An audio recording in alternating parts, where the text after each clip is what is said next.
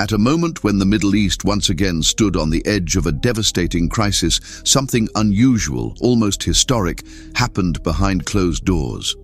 As tensions surged between Washington and Tehran, and as reports began circulating that the United States was preparing direct airstrikes against Iran, a quiet but intense diplomatic effort unfolded. This time, the pressure to halt the conflict's further spread did not originate from Europe or the United Nations. It came from Muslim-majority states themselves. Saudi Arabia, Qatar, Turkey and Oman, longtime allies of Washington, issued a last-minute warning to Donald Trump. A strike on Iran would be neither limited nor controlled nor short-lived.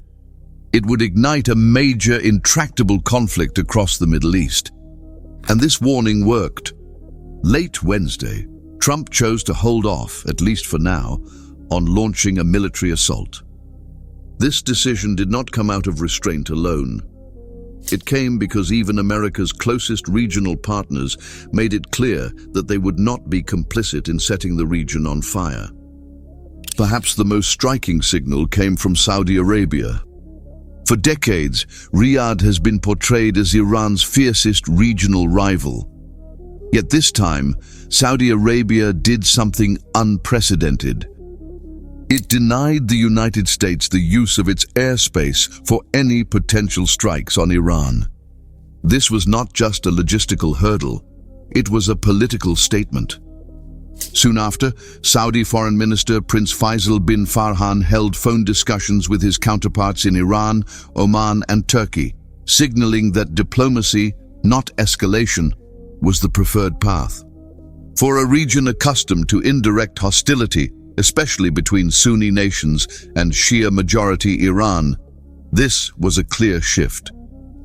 Iran's Foreign Minister Abbas Araghchi has been on an active diplomatic tour of Arab capitals, rebuilding bridges that were once thought impossible to repair.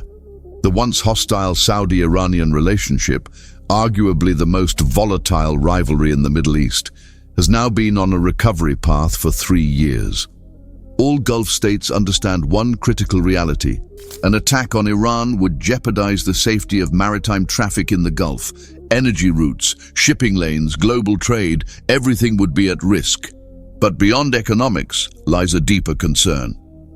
There is a deep-seated concern that the West is attempting to overthrow each Middle Eastern nation one after another. The powerful Western nations are eyeing their interests in the Middle Eastern region, and to serve their interests, they will keep on targeting all the nations in the region except for Israel, of course. Such a scenario would not bring democracy. It would bring endless instability. Saudi Arabia has just fought to prevent the breakup of Yemen. Egypt's leadership spends enormous effort suppressing domestic unrest. None of these states want to normalize regime collapse as a political solution.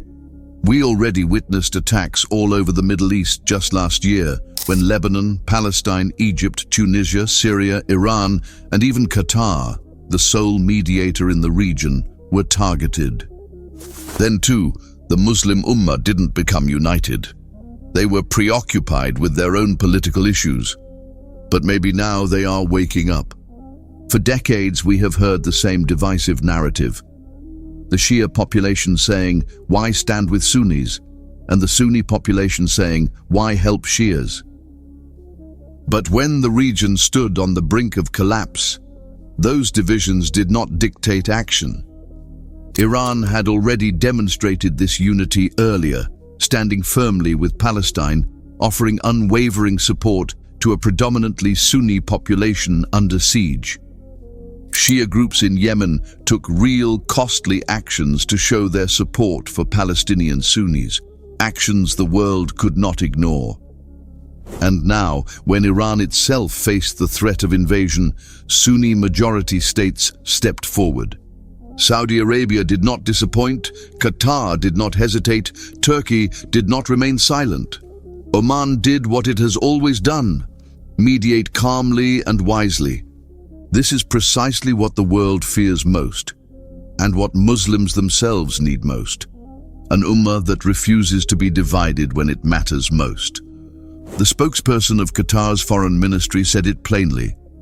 The region's challenges, both internal and external, necessitate a return to negotiations.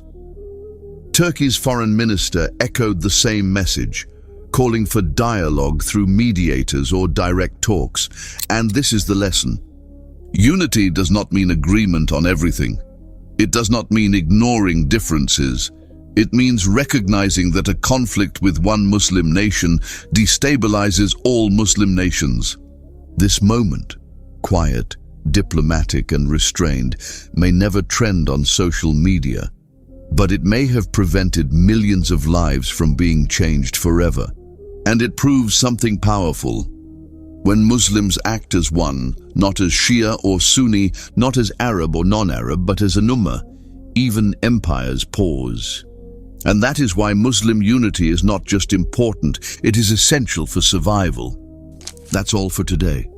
If you found the video informative, please like it and subscribe to the channel. Jazakumallahu khairan.